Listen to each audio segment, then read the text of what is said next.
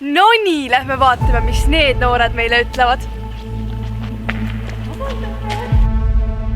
Kui teil oleks võimalus kuhugi reisida, siis kuhu te reisiks? Hispaaniasse. Teil on 5 minutit, et pakkida oma asjad ja minna Hispaaniasse.